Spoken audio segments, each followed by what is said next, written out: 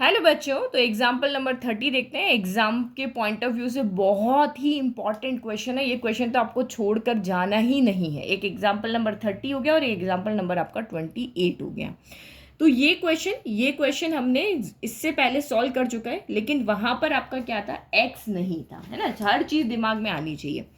X वहां पे नहीं था, ओनली ये था। तो हमने इसमें क्या किया था, कॉस एक्स को टी लेट किया था।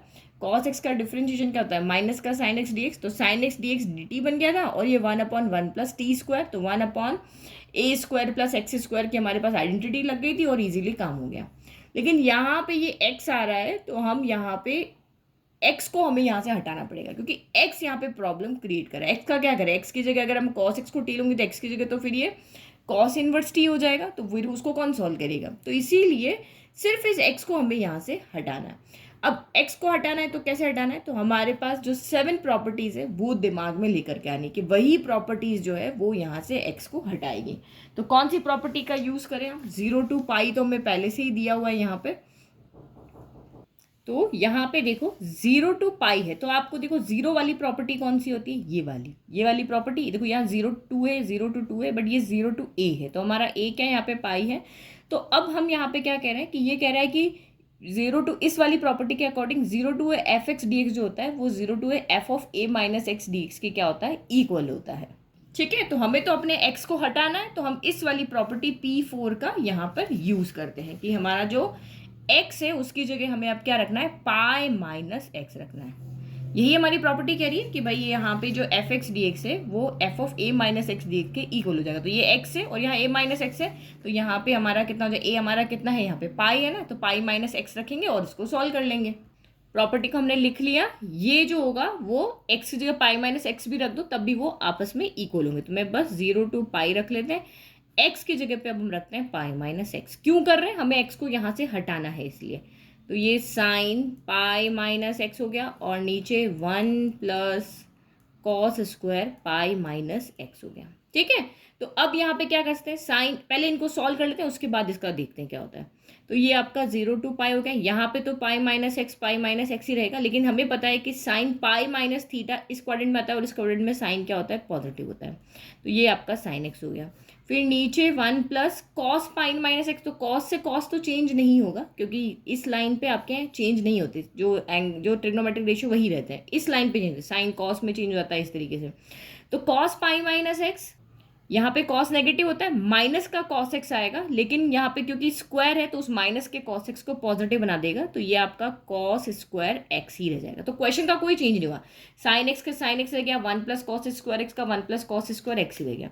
अब यहाँ पे क्या करते हैं हम, ये वाली जो टर्म है, ये वाली जो हमारी टर्म, इसमें ब्रैकेट है, तो एक बार इसको इससे मल्टीप्लाई करते हैं, एक बार इसको इससे मल्टीप्लाई करते हैं। तो ये एक टर्म जो है वो दो में स्प्लिट हो जाएगी। कैसे, ये देखो 0 to π, पाई साइन एक्स हो गया, ऊपर हमने साइन एक्स को मल्टीप्लाई किया, डिनोमिनेटर तो एज इट इज हमारा साथ का साथ चलता रहता है। ठीक है, हम डी एक्स लगाना भूल रहे हैं, इजी हो गया, और ये आपका डी एक्स हो गया। फिर ये प्लस माइनस माइनस हो गया, 0 to π x sine x 1 + cos² x, और ये डी एक्स हो गया। तो हमारा तो जो क्वेश्चन हम लेकर के चले थे ना, वही वापस यहाँ पे आ गया ना। ये देखो 0 to π एक्स साइन एक्स अपन 1 + cos² x, 0 to π x sine x अपन 1 + cos। इस कंडीशन में हम क्या करते हैं, इसको आई लेट करते हैं।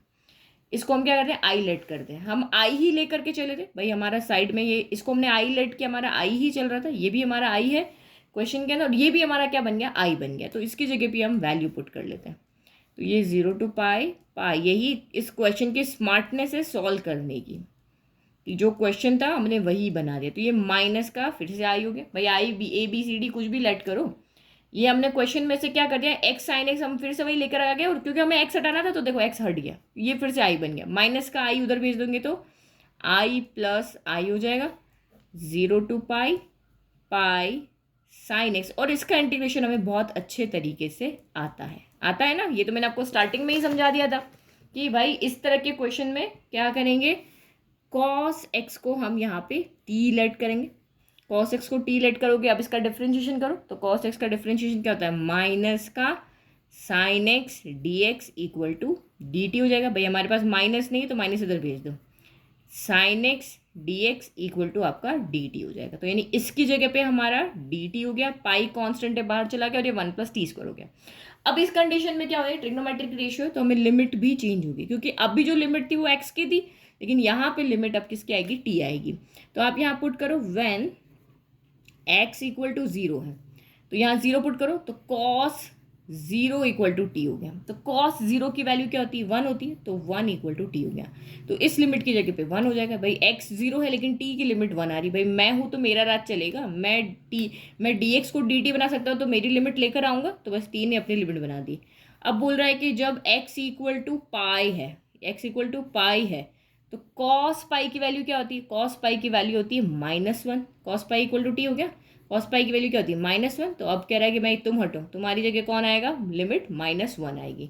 तो 2i प्लस आई कितना हो गया, 2i, कांस्टेंट को बाहर ले लो, पाई, लिमिट आपकी 1 से -1 हो गई। साइन एक्स डी एक्स आपका माइनस का डी टी हो गया, माइनस हमने बाहर लिख लिया, डी टी यहाँ लिख दिया, और ये 1/1 प्लस कॉस स्क्वायर है, कॉस एक्स की वैल्यू कितनी है, टी है, तो 1 प्लस कितना हो गया, t² हो गया।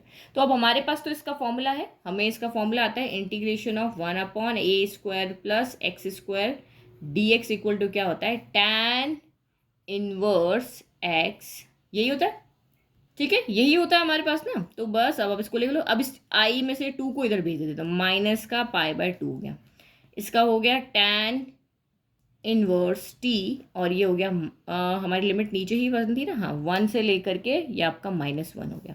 अब बस अब तुम्हारा बहुत काम इजी हो गया, वैल्यू ही तो पुट करनी है, माइनस का पाई/2, फिर लिमिट पुट करो tan inverse -1 upper limit minus lower limit, तो ये हो गया tan इनवर्स 1।